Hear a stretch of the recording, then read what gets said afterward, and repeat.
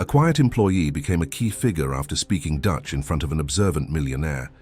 He saw potential where others saw nothing, and soon she was invited to take on a strategic role. If this story caught your attention, don't forget to subscribe to our channel and tell us which city you're watching from. Stay tuned. The soft morning light filtered through the tall windows of the peninsula, illuminating the marble floors of the grand lobby where Olivia Mitchell methodically arranged fresh flowers. At 32, she was just another nameless employee in a uniform, part of the invisible machinery that kept the five-star hotel running flawlessly. 7 years of this routine had taught her to blend into the background, to serve without being seen. "Excuse me, could you help with the room service?" "Order?" "Daniel called in sick," her supervisor asked, barely making eye contact. "Of course," Olivia replied with practiced politeness, setting aside the half-finished floral arrangement. She made her way to the service elevator, mentally reviewing her tasks for the day. The peninsula was hosting a major international hotel conference, which meant longer hours and heightened scrutiny. As she navigated the plush corridors of the executive floor, she rehearsed the standard greeting in her head. Room 1842 housed a Dutch delegation, according to the order notes. Olivia knocked gently, balancing the breakfast tray with practiced ease and "Room service," she announced. The door opened to reveal a tall man with silver-flecked dark hair and tired eyes. Behind him, 2 other men were engaged in a heated discussion in Dutch.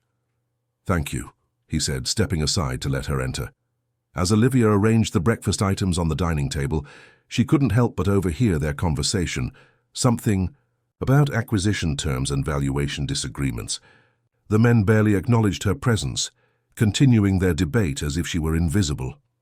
"Excuse me," she said in flawless Dutch, unable to contain herself. "I believe there's a misunderstanding in your terms. The property value assessment you're referring to doesn't account for the historical designation, which significantly impacts zoning restrictions." The room fell silent. 3 pairs of eyes stared at her in astonishment. "I apologize for the intrusion," Olivia continued, reverting to English, her cheeks flushing. "Please enjoy your breakfast." She turned to leave, mentally berating herself for stepping out of her role. This wasn't the first time her education had slipped through the cracks of her carefully constructed professional persona, and it had cost her before. "Wait," called one of the men, the oldest of the 3, with striking blue eyes and a commanding presence that suggested authority. "How do you know about the Amsterdam property?" Olivia hesitated. The zoning issue was featured in International Development Quarterly last month. It's a common challenge, with heritage buildings in European city centres. The man studied her with newfound interest. "And you read this publication regularly?" "When I can, Mr. Blackwood." She recognized him now. Nathan Blackwood, founder and CEO of Blackwood International Hotels, one of the largest luxury hotel chains in the world. His face occasionally appeared in the business magazines she still subscribed to, a habit from her previous life. "Thank you for the insight," he said after a moment, his expression unreadable. "That will be all." Olivia nodded and left, exhaling only when the door closed behind her. She spent the rest of her shift wondering if her momentary lapse would cost her this job too. 3 days passed without incident. The conference concluded. The executive floor emptied of its important guests, and Olivia convinced herself that the interaction had been forgotten. Until Sarah, her closest friend at the hotel and front desk supervisor, cornered her in the staff break room. "Olivia, what did you do to Nathan Blackwood?" Sarah whispered, her eyes wide with curiosity. "Nothing. Why?" Olivia set down her coffee cup. "His office has been calling. They're asking for your employment history, education background, everything. Carlson from HR just spent an hour on the phone with them." Olivia felt her stomach drop. "That can't be right. I barely spoke to him." "Well, someone's interested in you, and not in a fire her immediately kind of way." Before Olivia could respond, her phone buzzed with a text from an unknown number. "Ms. Mitchell, please meet me at the Starlight Lounge at 7 p.m. Nathan Blackwood." The Starlight Lounge occupied the top floor of the peninsula, a space usually reserved for elite guests and special events. Olivia had only been there twice during her years at the hotel, both times to deliver forgotten items to guests. She arrived precisely at 7, having changed from her uniform into the only professional outfit she kept in her locker, a simple black dress and blazer that suddenly felt woefully inadequate. Nathan Blackwood sat alone at a corner table overlooking the San Francisco skyline, the Golden Gate Bridge visible in the distance. He rose when she approached. "Miss Mitchell, thank you for joining me," he said, gesturing to the chair across from him. "Please, sit." "Mr. Blackwood," she acknowledged, perching on the edge of the seat. "I'm not sure I understand why I'm here." He studied her for a moment before answering. "You intrigue me, Olivia Mitchell. Bachelor's degree in International Relations from Georgetown, master's program at Fletcher School of Law and Diplomacy, though you didn't complete it. Fluent in Dutch, French, Spanish, and conversational Japanese. Former diplomatic corps candidate with exceptional recommendations. And yet, here you are, arranging flowers and delivering breakfast at the peninsula." Olivia felt exposed, vulnerable. "You had me investigated." "I did. May I ask why?" "Because people with your qualifications don't typically work in hotel service for 7 years without advancement," he replied simply. "I want to know what happened." Olivia's hands tightened in her lap. "Life happened, Mr. Blackwood. I had to withdraw from my program due to family circumstances. My mother's illness required me to return to San Francisco and find immediate employment. The diplomatic selection process doesn't accommodate such interruptions." What she didn't say was how she'd been humiliated during her final interview, how the panel had made it clear that her background wasn't polished enough for diplomatic service, how one evaluator had suggested she lacked the natural refinement necessary for international relations. "And after?" he pressed. "Your mother passed away 4 years ago, according to my information." Olivia's expression hardened. "Your information is correct and invasive." "I apologize for that," he said, though he didn't look particularly sorry. "But I'm curious why someone with your talents hasn't moved on." "Security," she answered honestly. "The hotel industry is stable, the pay is consistent, the expectations are clear. And entirely beneath you. There's dignity in all work, Mr. Blackwood." His mouth curved slightly. "Indeed there is. But there's also tragedy in wasted potential." He leaned forward. "I have a proposition for you. Blackwood International is expanding our European division. We're opening new properties in Paris, Amsterdam, and Vienna over the next 18 months. I need someone with cross-cultural fluency and intelligence who can help navigate the regulatory frameworks and local business cultures." Olivia's heart raced despite her efforts to remain composed. "And you think that's me? Based on one overheard conversation?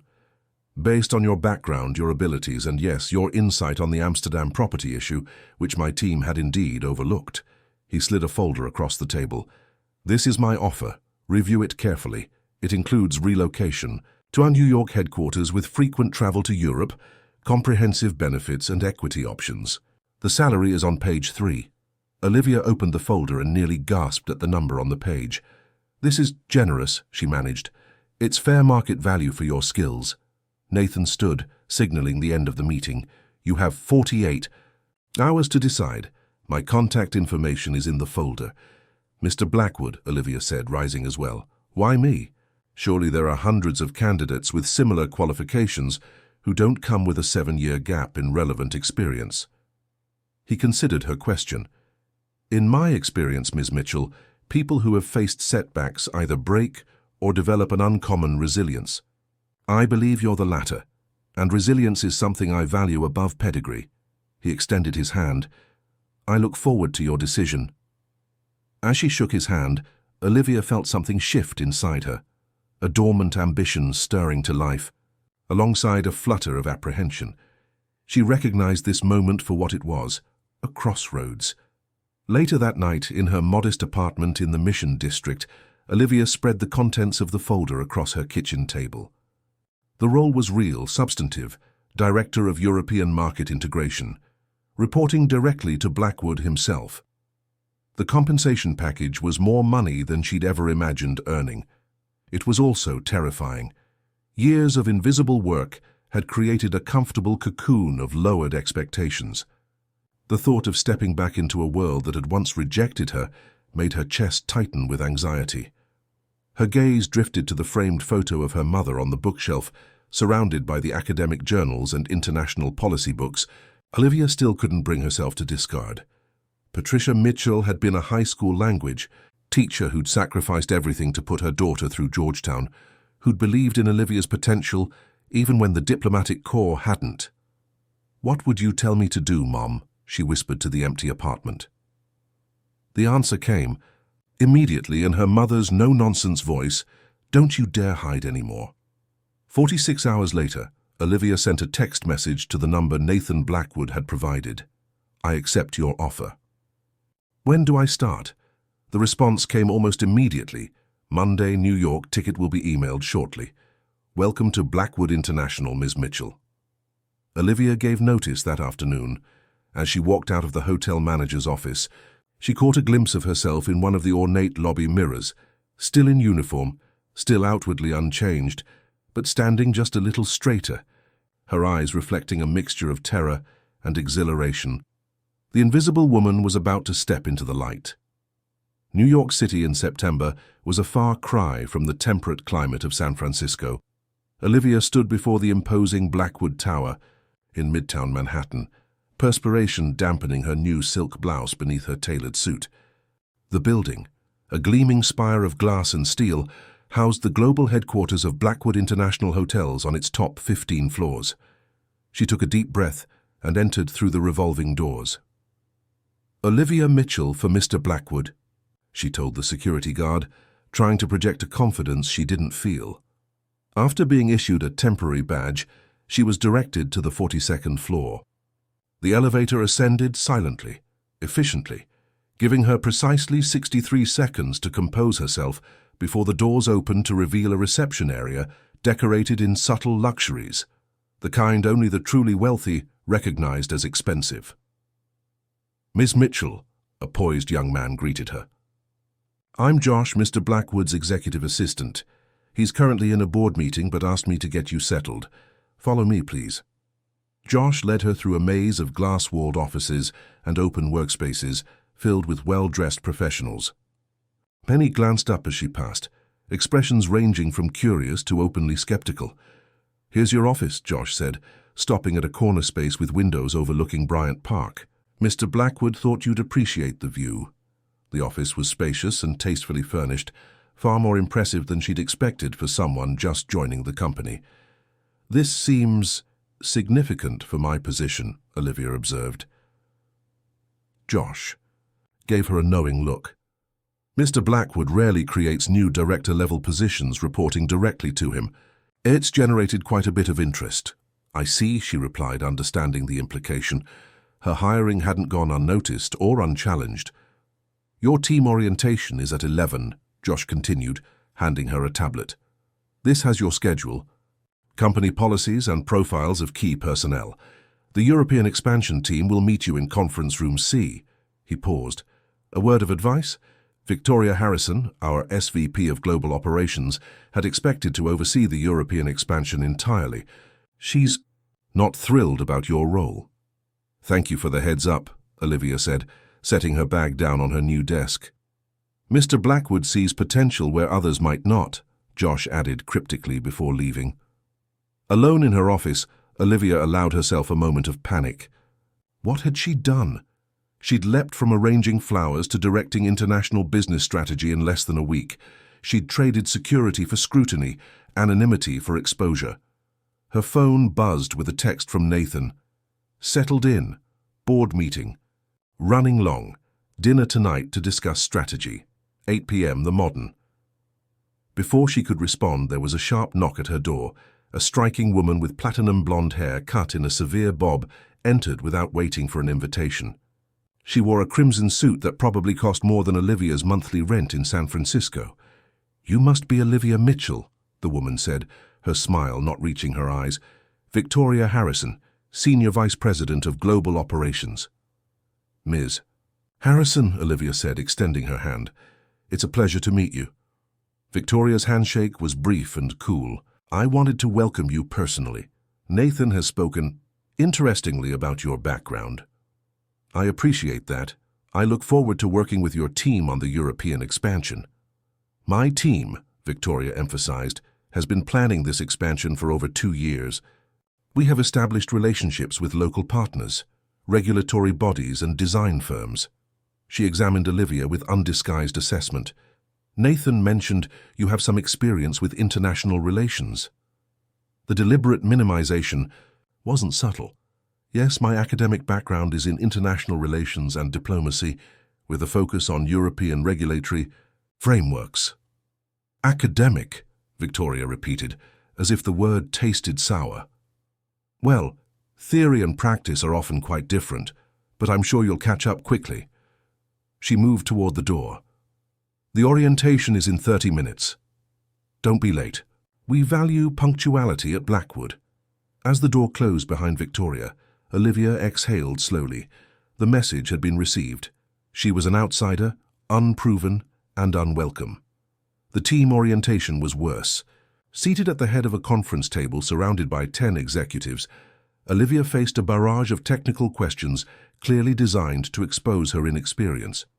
Each team member reported to Victoria, and all seemed determined to establish dominance.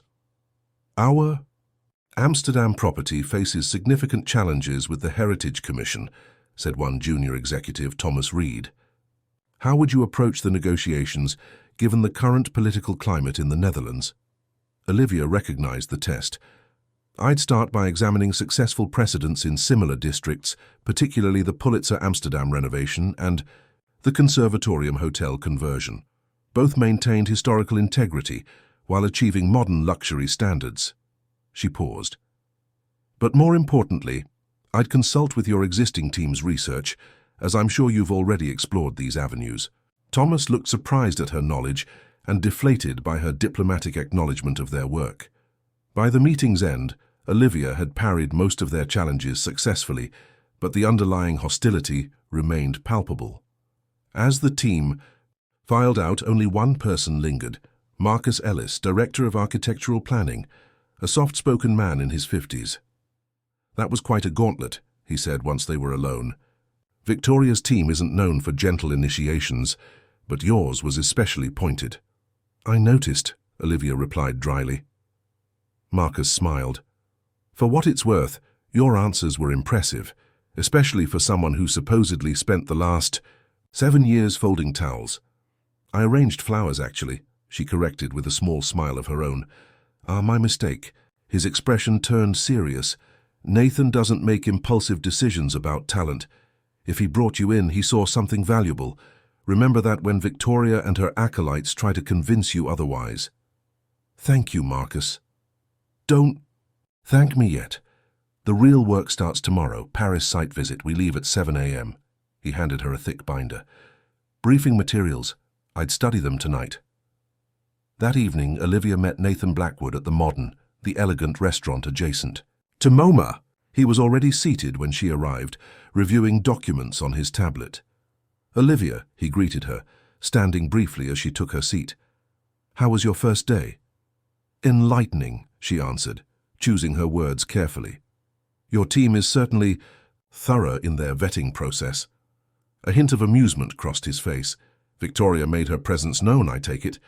She and her team made it clear I have much to prove. That's to be expected. Victoria built most of our international operations from the ground up. She's protective of her territory. Olivia studied him.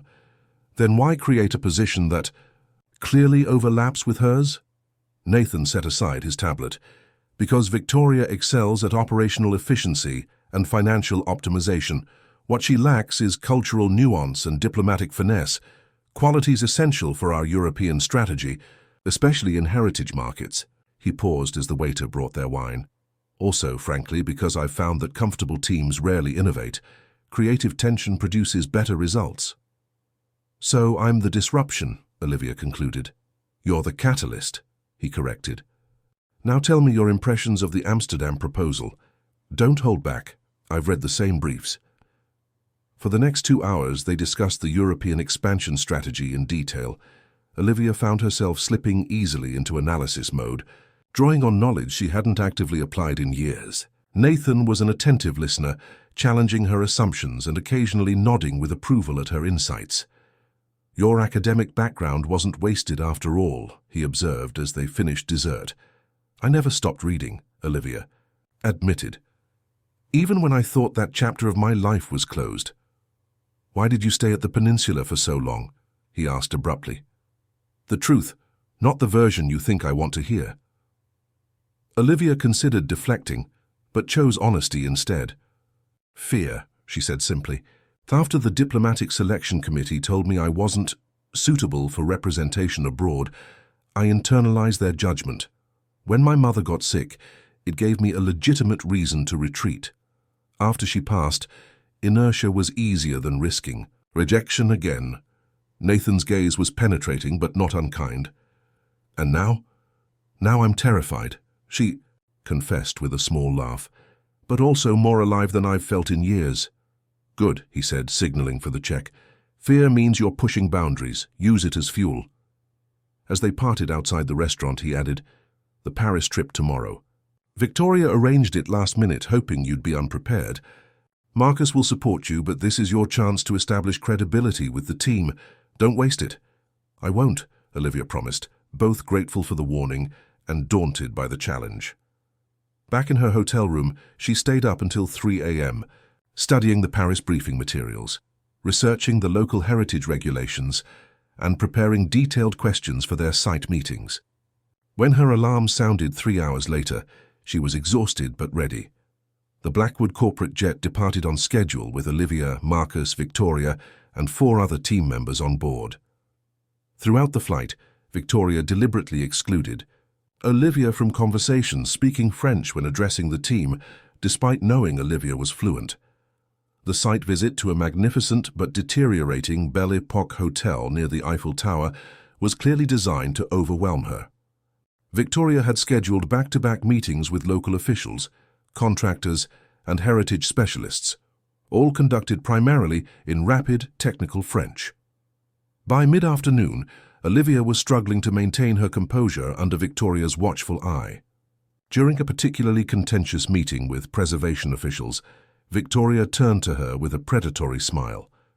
"Perhaps Ms. Mitchell would like to explain our vision for harmonizing modern luxury with historical preservation," she suggested. In French, knowing Olivia had been given no opportunity to review the architectural plans. The room fell silent. The French officials looked at Olivia expectantly. Marcus shot her a sympathetic glance but remained silent. Olivia took a deep breath. 7 years of invisibility had taught her to observe, to listen, to absorb information others missed. She'd spent the day doing exactly that. "If I may," she began in flawless French, rising to approach the building plans spread across the table. "I believe there's been a fundamental misunderstanding of Blackwood International's approach to heritage properties."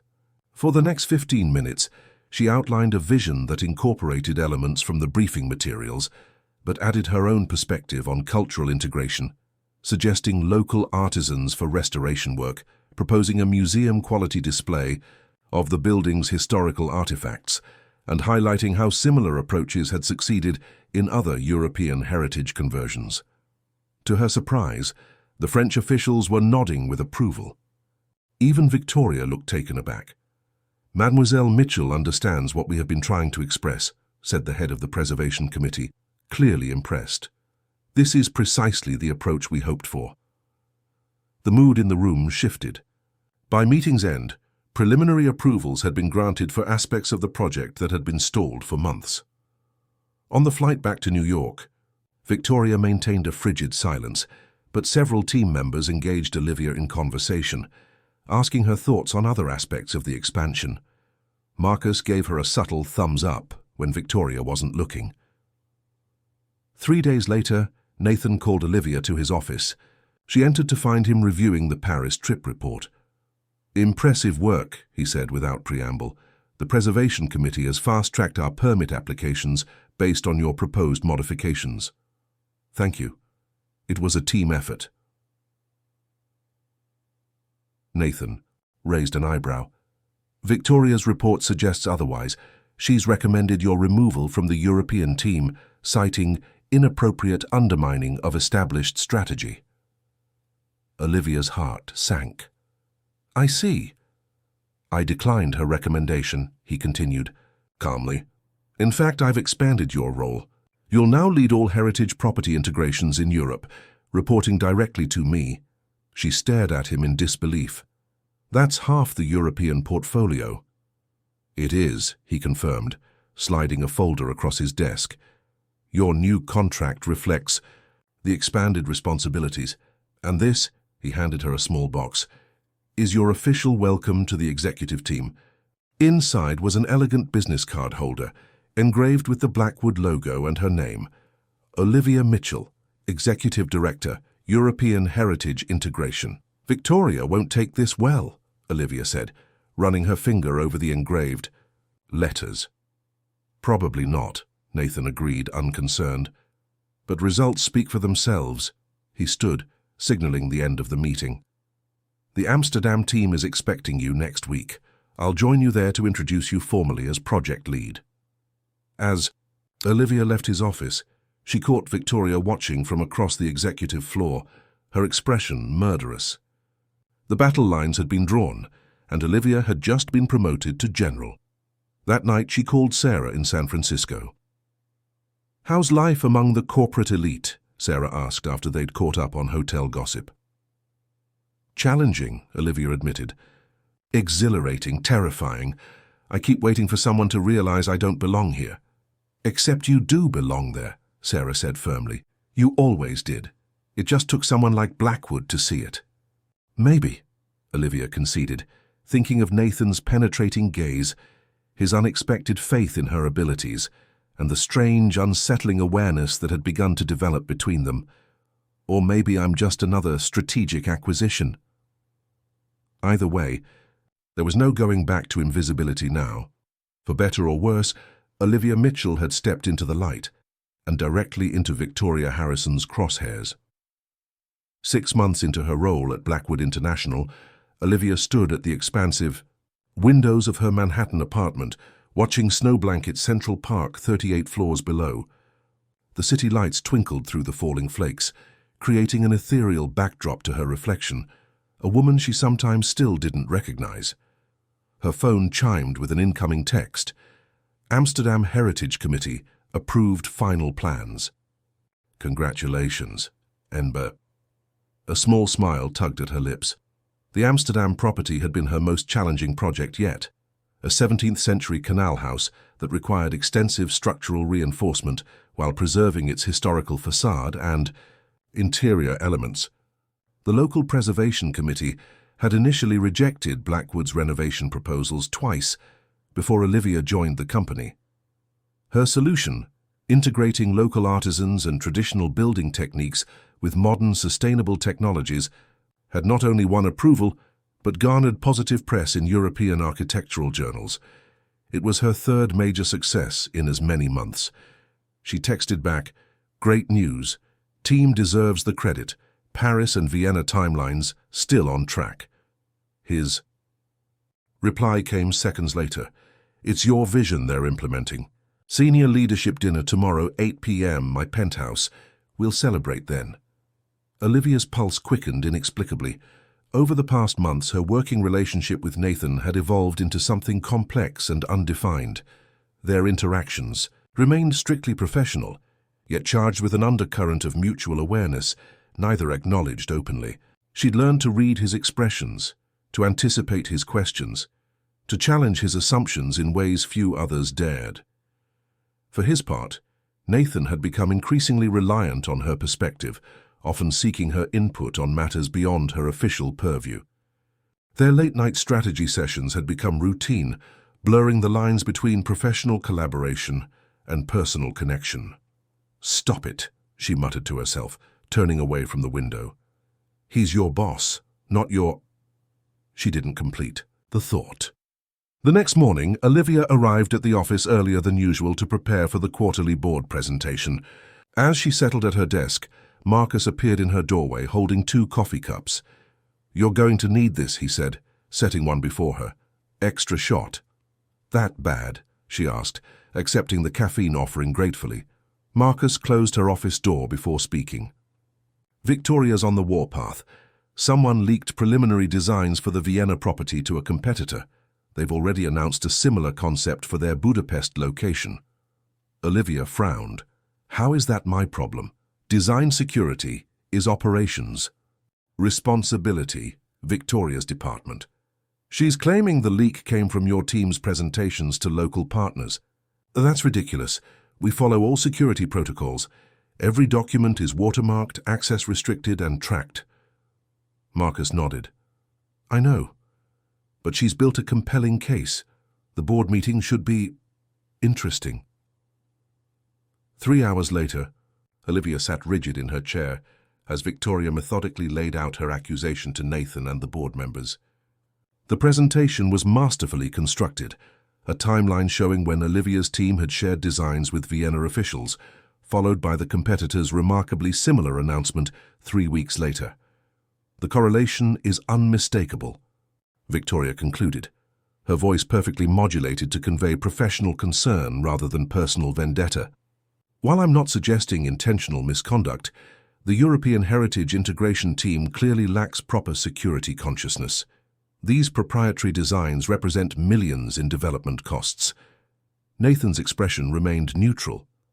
Olivia, your response? All eyes turned to her. Olivia felt a familiar sensation, the same scrutiny she'd faced during her diplomatic corps interview years ago, the same implied judgment. You don't belong here. But she wasn't that person anymore. The timeline presented is accurate but incomplete, she began, opening her laptop. With the board's permission, I'd like to share additional data. At Nathan's nod, she connected to the room's display system. Our competitor didn't derive their concept from our Vienna presentations. Both designs evolved from the same source, this architectural competition entry from 3 years ago. She displayed side-by-side comparisons of an unrealized design, concept that had been featured in several industry publications. Their Budapest design and our Vienna concept both adapt elements from this public source material. It's not corporate espionage, it's parallel development based on emerging industry trends. Victoria's carefully composed expression faltered. This doesn't explain the timing. Actually, it does, Olivia interrupted smoothly, advancing to her next slide. Our competitor registered their Budapest domain name 2 months before our first Vienna presentation, indicating their concept was already in development. Furthermore, their lead architect previously worked for the firm that created the original competition entry. The boardroom fell silent as the implications settled. Victoria had either failed to conduct basic due diligence or deliberately constructed a misleading narrative. I've prepared a complete security audit of all European project communications, Olivia added, distributing digital copies to the board members.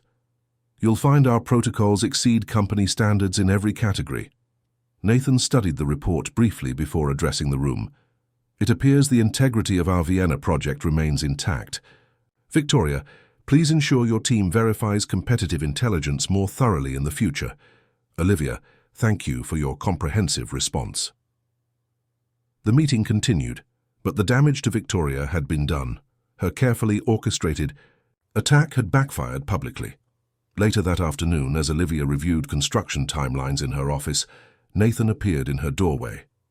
"Do you have a moment?" he asked. Of course, she gestured to the chairs opposite her desk. Instead of sitting, he closed the door and remained standing.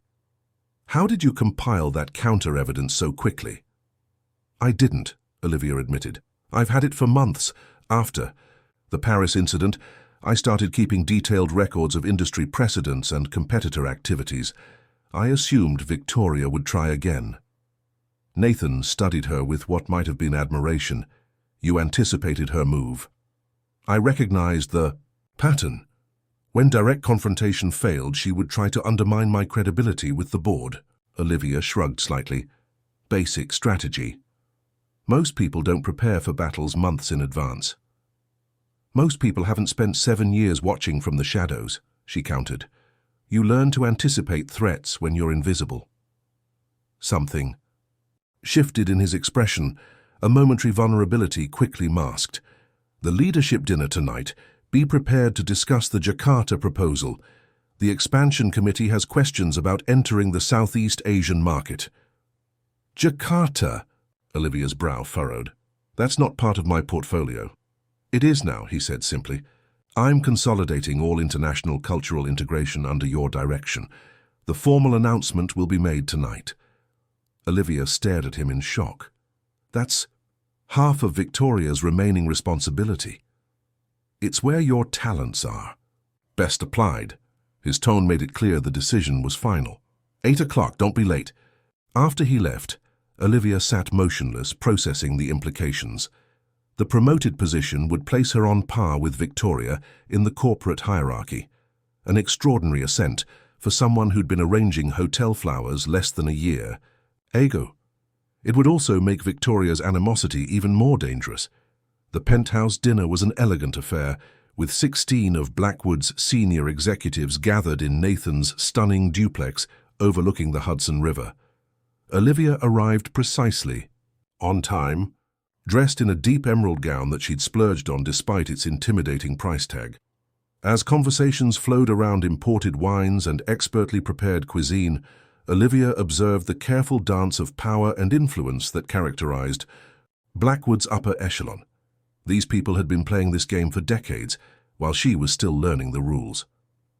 Nathan made the announcement about her expanded role over dessert, framing it as a strategic consolidation to ensure cultural consistency across all international properties. Most executives offered congratulations that seemed genuine, though Victoria's smile was glacial.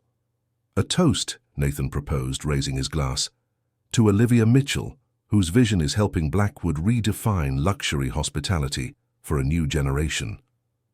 As glasses clinked, Olivia caught Victoria whispering to Thomas Reed, her expression dark with barely contained fury. After dinner, while most guests networked in the living room, Olivia stepped onto the terrace for a moment of quiet. The night was cold but clear. The city sprawled before her like a carpet of stars. "Quite a view, isn't it?" Nathan's voice came from behind her.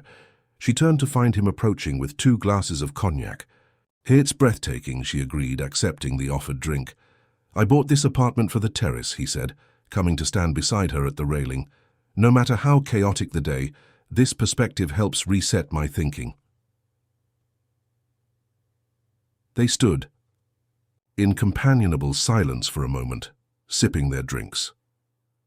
"Victoria will not accept this gracefully," Olivia finally said, voicing the concern that had shadowed her evening.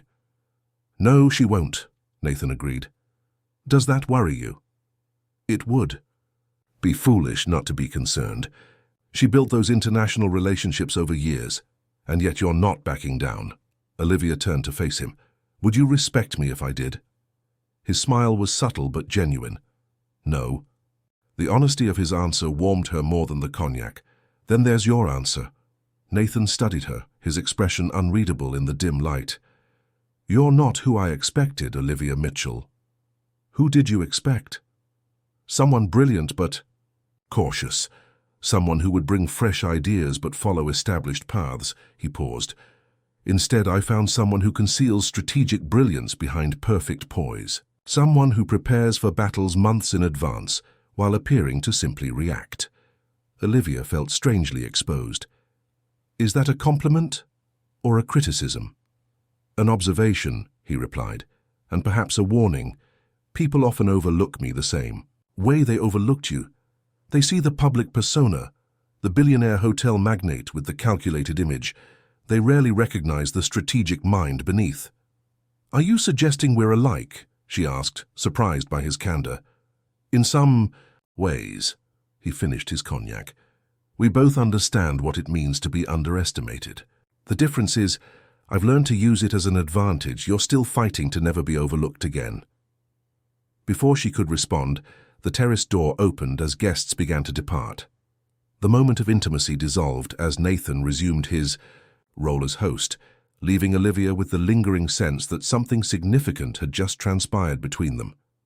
2 weeks later, Olivia was deep in preparation for her first trip to Jakarta when her assistant interrupted with an urgent message. The board had called an emergency meeting regarding a potential partnership with Millennium Resorts, a luxury chain with properties throughout Asia and the Middle East. The boardroom was tense when she arrived. Nathan sat at the head of the table, his expression grave as the company's chief counsel presented the terms of the proposed partnership. Millennium offers immediate access to established properties in 7 key Asian markets, the lawyer explained. Their brand alignment with Blackwood's luxury positioning is excellent, and the financial terms are favorable. "What's the catch?" Olivia asked, sensing the underlying tension. Nathan nodded to the company's head of compliance, who distributed a thick report. "Millennium's labor practices," the compliance officer said bluntly, "while technically legal in their operating regions, they fall significantly below Blackwood's ethical standards. We've documented systemic worker exploitation in their Qatar and Malaysia properties, including passport confiscation, excessive work hours, and substandard living conditions for migrant workers." Olivia skimmed the report, her stomach tightening. "These conditions are tantamount to modern slavery." "That's an overstatement," Victoria interjected smoothly. "These practices, while unfortunate, are standard in many developing markets. Millennium has agreed to a 3-year improvement plan as part of the partnership. 3 years of documented human rights abuses," Olivia countered. 3 years of pragmatic transition, Victoria corrected. "Business reality sometimes requires compromise." The room divided into factions, with most board members reluctantly siding with Victoria's pragmatism. The partnership represented a $400 million opportunity and would significantly accelerate Blackwood's Asian expansion. Nathan remained silent, observing the debate. Finally, he turned to Olivia. "What's your assessment from a cultural integration perspective?" All eyes turned to her, and Olivia knew this was more than a business decision. It was a defining moment for her role at Blackwood and her relationship with Nathan. "The partnership would be expedient financially," she acknowledged, "but it contradicts everything we've built in Europe, where our respect for local culture includes respecting human dignity. We can't claim cultural sensitivity while profiting from exploitation." Victoria scoffed. "Idealism isn't a business strategy. This partnership offers immediate market penetration that would otherwise take years to develop independently." "At what cost?" Olivia countered. "Beyond the human toll, consider the brand risk. In today's market, ethical practices aren't just moral choices, they're business imperatives. One investigative report on worker conditions could devastate our luxury positioning globally." Nathan's expression remained unreadable. "You're suggesting we decline a $400 million opportunity on principle. I'm suggesting we protect a global brand worth billions by maintaining its integrity," Olivia replied evenly. "There are other ways to enter these markets without compromising our standards." The room fell silent. Nathan studied her for a long moment before addressing the board. "We'll need to consider all perspectives before making a decision. The executive committee will review alternatives and reconvene in 3 days." As the meeting adjourned, Nathan caught Olivia's eye. "My office, 10 minutes." She found him standing at his window, looking out over the Manhattan skyline. "You challenged me publicly," he said without turning. "You asked for my assessment," she replied, remaining near the door. "Would you prefer I lie to preserve harmony?" He turned to face her. "Victoria and the finance team make compelling arguments. The Millennium Partnership would deliver exceptional shareholder value, at the expense of human dignity. Business often requires difficult compromises." "Yes," Olivia agreed, "but there's a line between compromise and complicity." Nathan's expression softened slightly. "When I hired you, I didn't anticipate you'd become my company's conscience." "That wasn't my intention," she said quietly. He crossed the room until he stood directly before her. "Develop an alternative strategy for Asian market entry. 3 days. If you can present a viable path that maintains our ethical standards, without sacrificing growth targets, I'll consider it. And if I can't, then we proceed with Millennium." His gaze was challenging. "Prove that principles and profit can coexist, Olivia." For the next 72 hours, Olivia barely left her office. She assembled a small team of trusted analysts, including Marcus, and dove into market research, competitor analysis, and alternative partnership opportunities. They examined boutique luxury properties across Asia, sovereign wealth funds with hospitality divisions, and potential ground-up development in key markets. By the third day, fueled by determination and too much coffee, she had constructed a comprehensive alternative strategy, one that would require more time and initial investment but offered cleaner ethical positioning and potentially higher long-term returns. The executive committee meeting was scheduled for 4 p.m. At 3:15, as Olivia finalized her presentation, Victoria appeared in her doorway. "A word before the meeting," she requested, her tone surprisingly civil. Against her better judgment, Olivia gestured to the chairs opposite her desk. "Of course." Victoria sat, perfectly poised in a tailored navy suit. "I admire your determination, Olivia. Not many would challenge Nathan so directly, especially on a deal he personally negotiated." Olivia tensed. "He personally negotiated the Millennium Partnership?" "Oh yes," Victoria confirmed with practiced casualness. "He's been working on it for months. It's something of a passion project, part of his vision for Blackwood's future." The revelation landed like a blow. Nathan had never mentioned his personal involvement with the deal. "I'm telling you this as a courtesy," Victoria continued. "Your alternative strategy, however well-intentioned, directly opposes Nathan's personal vision. In my experience, that's rarely a path to continued success at Blackwood." After Victoria left, Olivia sat motionless, processing this new information. Was she being manipulated, or had she genuinely misjudged the situation? Was Nathan testing her or setting her up to fail? As 4 p.m. approached, Olivia faced a choice that would define her future at Blackwood, and perhaps beyond. She could modify her proposal to accommodate the Millennium Partnership, preserving her position and relationship with Nathan. Or she could stand by her principles, potentially sacrificing both. In that moment, she thought of her younger self, the woman who had retreated from the world after one rejection, who had hidden her talents behind hotel uniforms and lowered expectations. She thought of her mother, who had taught her that integrity wasn't negotiable, and she thought of Nathan, who had seen potential in her when she couldn't see it herself. At 4 p.m. sharp, Olivia walked into the boardroom. With her original presentation unchanged, her decision made. Whatever the consequences, she would no longer hide. Not from challenges, not from difficult truths, and not from herself. Nathan was already seated at the head of the table, his expression unreadable, as she connected her laptop to the display system. Victoria sat to his right, a subtle smile playing at the corners of her mouth. "The committee is ready for your alternative proposal, Olivia," Nathan said formally. "Please proceed." Taking a deep breath, Olivia began what might be the most important presentation of her career, and possibly its end. "Our alternative strategy has 3 components," Olivia began, her voice steady despite the tension in the boardroom.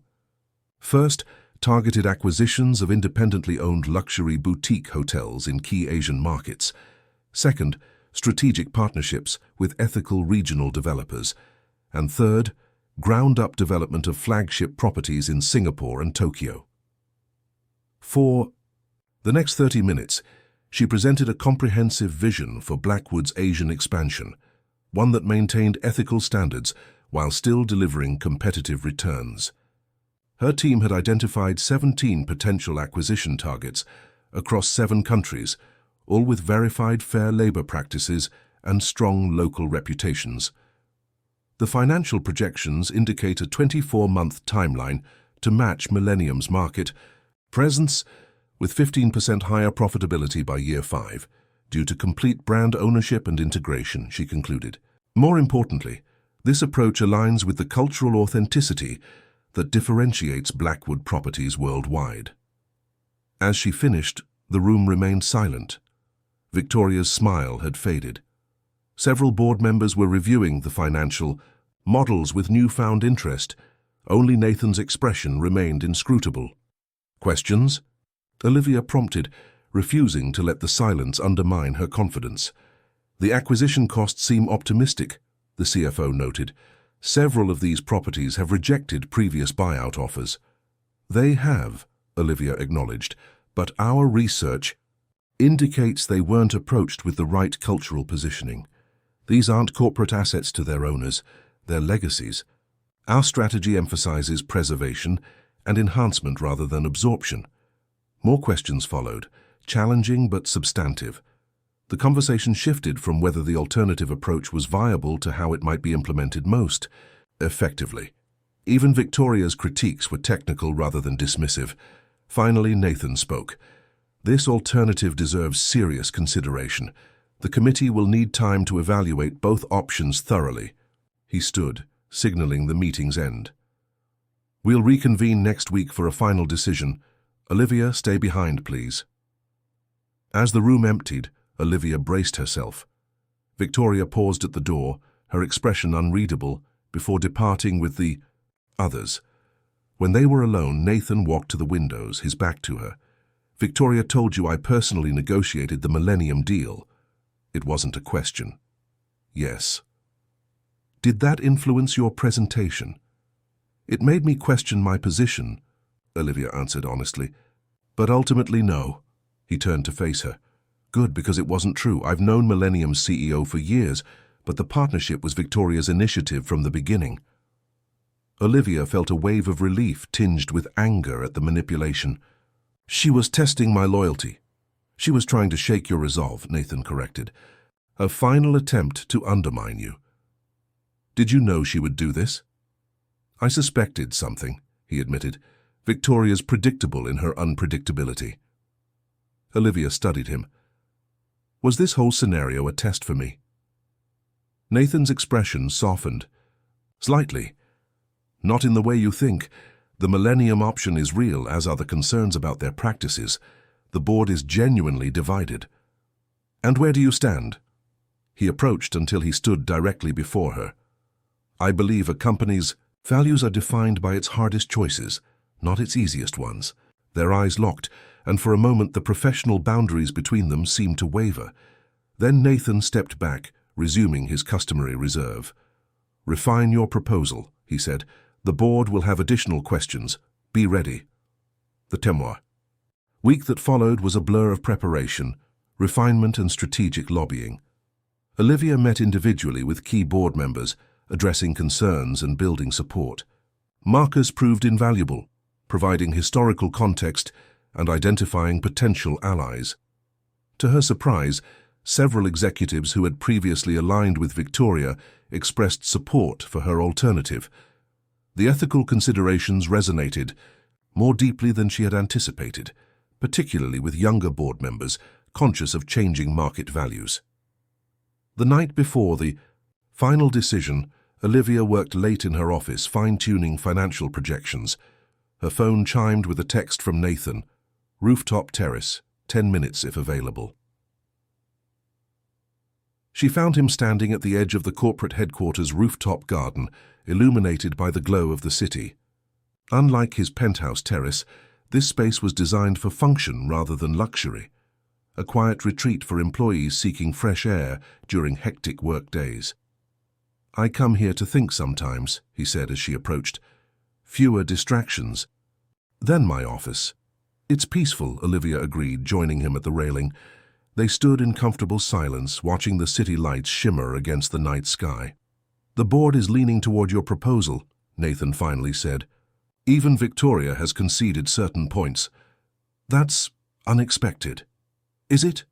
He turned to face her. You've built a compelling case, both ethically and financially. That's a rare combination. Thank you, she said simply. I've been reflecting on our conversation at my penthouse, he continued, about being underestimated, about using it as an advantage. I remember. What I didn't say then is that there's a cost to that strategy. Nathan's expression was unusually vulnerable. Living behind careful calculations, always thinking 3 steps ahead. It creates distance. Safety, but distance. From what? Olivia asked softly. From authenticity, from connection. His eyes held hers. From risk of a different kind. The implication hung between them, charged and unspoken. Nathan, she began, but was interrupted by her phone buzzing insistently. She glanced at the screen. It's Marcus. Urgent. "Take it," Nathan said, stepping back. The call was brief, but alarming. When she ended it, her expression was grim. "The Jakarta data has been compromised. Someone accessed my secure files and sent sensitive acquisition targets to Millennium." Nathan's posture stiffened. "When?" "Within the last hour.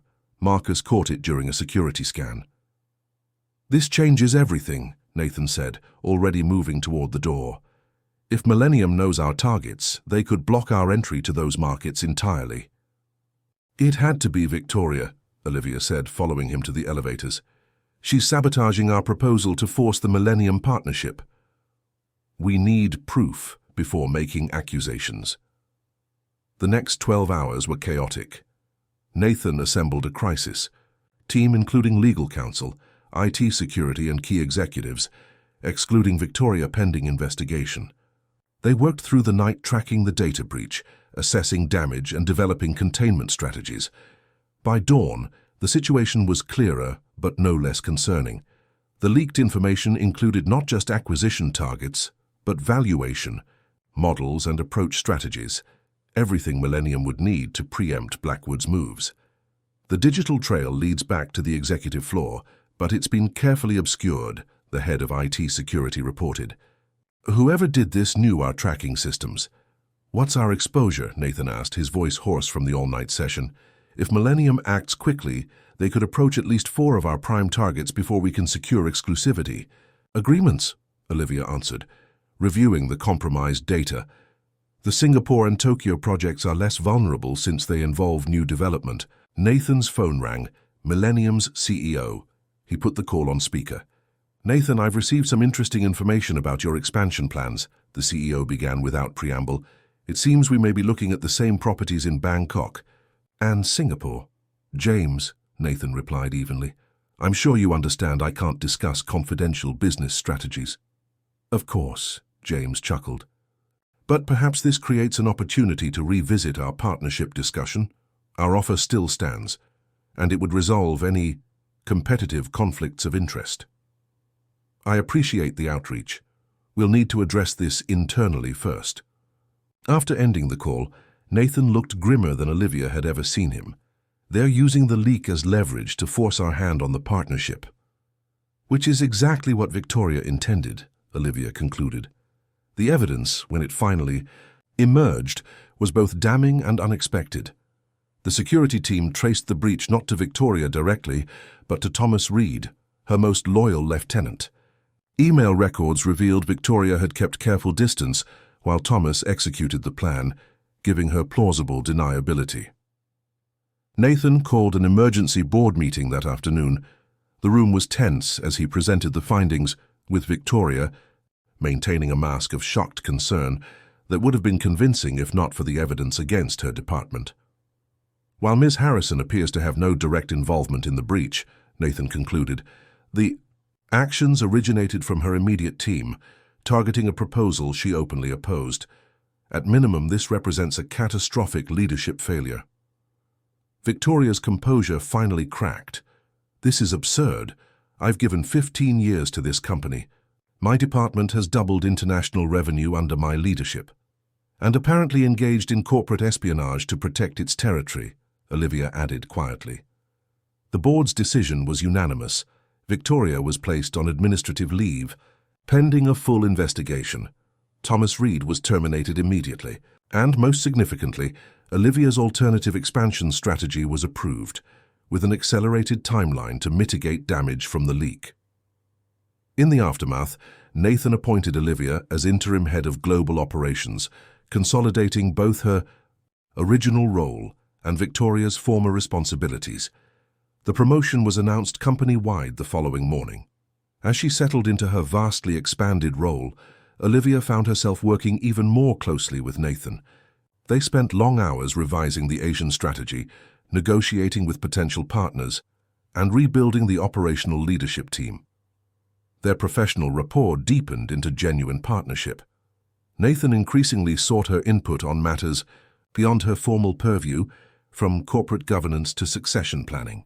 For her part, Olivia found herself drawing on skills she hadn't known she possessed: strategic intuition, political acumen, and the ability to inspire loyalty in those who had once doubted her. 3 months after Victoria's departure, Olivia traveled to Singapore to finalize Blackwood's first major Asian acquisition, a collection of boutique luxury properties owned by a respected local family. The negotiations had been complex but ultimately successful, establishing a model for their broader regional strategy. On her last evening in Singapore, exhausted but satisfied, she received a text from Nathan. "Caught your press conference. Impressive handling of difficult questions. Call when you can." It was just past midnight in Singapore but early afternoon in New York. Olivia hesitated only briefly before dialing. "Sorry to call so late," she said when he answered. "I asked you to," he reminded her. "How does it feel? To close your first major acquisition?" "Surreal," she admitted, looking out at the Singapore skyline from her hotel suite. "A year ago I was arranging flowers at the Peninsula. Now I'm restructuring a billion-dollar global division." "Having second thoughts?" "No," she said without hesitation. "Just perspective." "The board was impressed with the terms you negotiated," Nathan said. "The Ethical Labor Practices Addendum is being incorporated into our standard agreements worldwide." Pride warmed her voice. "That matters more to me than the financials, honestly." "I know," he replied softly. "It's why I trusted you with this." A comfortable silence stretched between them, filled with things neither had been willing to acknowledge directly. Their connection had evolved beyond professional respect, beyond friendship, into something neither had named. "Olivia," Nathan began, his voice hesitant in a way she'd never heard before. "When you return—" "I should be back Thursday," she interjected, suddenly afraid of what he might say or what she might answer. "When you return," he continued more firmly, "we need to discuss something important. Not about work." Her heart raced. "Nathan." "It can wait until Thursday," he said. "Safe travels home." After they disconnected, Olivia stood at the window for a long time, watching the city lights and contemplating the unlikely journey that had brought her here, not just to Singapore but to this moment in her life, poised at the threshold of something she hadn't allowed herself to imagine.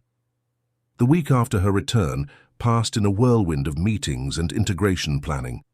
She and Nathan maintained their professional dynamic in public, but there was a new awareness between them, a sense of anticipation neither acknowledged directly. On Friday evening, as she prepared to leave the office, her assistant delivered an envelope containing a keycard and a handwritten note, "Roof Garden, 8 p.m. NB." She found him waiting in the same spot where they'd stood months earlier during the crisis that had ultimately elevated her position. The spring evening was mild, the city bathed in the golden light of sunset. "Congratulations," Nathan said, handing her a glass of champagne. "The board made it official this afternoon. Your interim title has been removed. You are now officially Executive Vice President of Global Operations and Cultural Integration." "That's quite a mouthful," she observed with a smile, accepting the glass. "It's quite a role." His expression grew serious. "One you've more than earned." They clinked glasses, sipping in companionable silence as they watched the sun sink toward the horizon. "This isn't what you wanted to discuss," Olivia finally said. "No," he admitted, "though it's related." Nathan set down his glass and turned to face her fully. "When I found you at the Peninsula, I recognized your professional potential immediately. What I didn't anticipate was everything else." Her breath caught. "Everything else." "Working alongside you has changed me, Olivia, changed how I see the company, how I see the future." He paused. "How I see myself." "Nathan." "Let me finish," he said gently. "For years I've kept people at a careful distance. Business relationships, strategic alliances, everything calculated, everything measured. It felt safer that way after what happened with my marriage." He'd rarely spoken of his divorce, which had occurred years before she joined Blackwood. She knew only what the business press had reported, a bitter separation that had temporarily threatened his control of the company. "What you may not know," he continued, is that my ex-wife was also my business partner. When the marriage ended, she tried to take half the company. The legal battle nearly destroyed everything I'd built. His expression hardened briefly. I swore I'd never be vulnerable that way again, personally or professionally. I understand protecting yourself, Olivia said softly. The problem, he continued, moving closer, is that protection became isolation until you challenged me, not just on business decisions, but on the fundamental values that should guide them. Her heart raced as he took her hand. I didn't set out to challenge you. I know. That's what made it impossible to ignore. His thumb traced circles on her palm. When you stood before the board defending ethical principles over expedient profits, you weren't just shaping Blackwood's future. You were reshaping my understanding of what matters, of what could be possible. Olivia found herself unable to look away from his intense gaze. What are you saying, Nathan? I'm saying I want more than a business partnership, he answered simply. But I need you to understand the complications. Working relationships becoming personal. It's messy, especially at our level. There would be talk, assumptions about favoritism, questions about your achievements. I've faced worse, she reminded him. I don't care what people think. You should, he insisted. Your reputation matters. Your independent success matters. He released her hand reluctantly. Which is why I've submitted a proposal to the board to restructure our reporting relationship. If approved, you would report directly to the board for operational matters, not to me. Olivia stared at him in surprise. You're changing the corporate governance structure for transparency, for your protection professionally. His smile was wry, and selfishly, to remove the last barrier between us personally. The implication hung between them, charged with possibility. The board votes next week, he continued. Until then, nothing changes between us professionally. After that, he left the sentence unfinished, a question rather than a presumption. After. That Olivia completed softly. We see where this leads. 6 months later, Olivia stood at the podium in the grand ballroom of the Blackwood Amsterdam, formerly the Canal House, now transformed into the company's European flagship property. The hotel's opening gala had drawn celebrities, business leaders, and media from across the continent. The Blackwood Amsterdam represents more than a luxury hotel, she told the assembled guests, her confidence evident in every word. It embodies a philosophy of hospitality that honors history while embracing the future, where cultural heritage and modern luxury exist in harmony rather than opposition. From the front row, Nathan watched her with undisguised admiration. Their relationship had evolved carefully, privately at first, then more openly after the board approved the governance changes. The business press had inevitably speculated about favoritism, but Olivia's track record spoke for itself. Consistently successful acquisitions, innovative cultural integration programs, and financial results that quieted most critics. More importantly, they had found in each other what both had thought impossible, a partnership of equals based on mutual respect, shared values, and genuine connection. I'm pleased to announce, Olivia continued, that this property will be the first to carry a new designation within our portfolio. From today forward, the Amsterdam, Paris, and Vienna heritage properties will operate under the Blackwood Mitchell Collection, a boutique division specializing in historically significant properties around the world. The announcement generated immediate applause. Nathan had insisted on adding her name to the heritage collection, not as a romantic gesture, but as recognition of her vision for these properties. Later that evening, as they danced at the gala celebration, Nathan whispered, "Have I told you how extraordinary you are?" "Once or twice," she replied with a smile. "The Blackwood Mitchell Collection is already receiving reservation requests for properties we haven't even acquired yet," he told her. "Your vision has created something unique in the industry." "Our vision," she corrected gently. "No," he insisted. "You saw possibilities I missed. The ethical stance that I feared would compromise our growth has become our greatest market differentiator." As the music carried them across the floor, Olivia caught sight of their reflection in the ballroom's ornate mirrors, no longer the invisible hotel employee or the isolated billionaire, but two people who had found in each other the courage to become more fully themselves. The following spring, as cherry blossoms brightened Central Park, Olivia discovered she was pregnant. The news came during final preparations for the Tokyo property groundbreaking, a project that had become the cornerstone of their Asian expansion. Nathan's reaction was one of stunned joy, followed by characteristic strategic thinking. "We'll need to adjust the leadership structure again," he said as they sat in their Manhattan apartment. "The board will have questions about succession planning." Olivia laughed. "Can we enjoy the moment before reorganizing the corporate governance?" His expression softened as he placed a hand on her still flat stomach. "You're right. This matters more than any business consideration." 9 months later, they welcomed twins, a boy and a girl who became the center of their world despite the demands of their global business.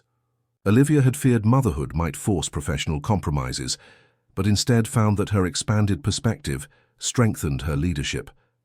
The company's new parental support policies, which she championed from personal experience, became industry benchmarks. On the twins' first birthday, Olivia received an unexpected visitor at her office. Sarah, her former colleague from the peninsula, now manager of guest services at the San Francisco property. "Look at you," Sarah marveled, taking in the expansive corner office with its spectacular views. "Executive Vice President Olivia Mitchell Blackwood. I knew you were destined for more than flower arrangements." Olivia hugged her old friend warmly. "Some days, I still can't believe it myself." "Do you ever miss the simplicity?"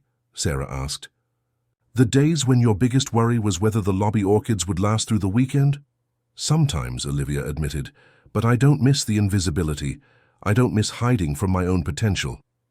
As they caught up over lunch, Olivia found herself reflecting on the extraordinary journey of the past 3 years. From anonymous hotel employee to executive leadership, from solitary existence to partnership and motherhood. Each step had required courage to embrace change, to risk failure, to choose the harder path when easier options presented themselves. Later that evening, after putting the twins to bed, she joined Nathan on the terrace of their home. He was reviewing architectural plans for their next European property, but set them aside as she approached. "Happy?" he asked simply, pulling her close. "Fulfilled," she corrected, resting her head against his shoulder. "There's a difference." Below them, the city pulsed with energy and possibility. Olivia thought of the woman she had been, hiding her talents, afraid to claim her rightful place in the world, and marveled at the transformation. Her journey had never been about being discovered by someone else. It had been about discovering herself, her strength, her voice, her worth. Nathan had seen her potential, but Olivia had been the one to claim it, to forge it into something uniquely her own. "What are you thinking about?" Nathan asked, noting her contemplative expression. She smiled, turning to face the man who had first recognized what she herself had forgotten, not just her professional value, but her capacity for growth, for leadership, for love. "I was thinking about visibility," she answered, "about being seen, truly seen for who you are." Nathan's eyes softened with understanding. "The greatest privilege of my life," he said simply, drawing her close, "has been watching you step into the light." Dear listeners, we hope you were moved by Olivia and Nathan's journey from invisible employee to executive leadership, from isolation to connection. For more emotionally captivating stories like this one, we've created a special playlist of equally compelling narratives. You'll find it by clicking to your left. If you enjoyed this story, please subscribe to our channel and give this video a thumbs up. Every day we bring you unique stories that explore life's complexities and transformations. Don't miss our upcoming content. We're eager to read your thoughts in the comments section below.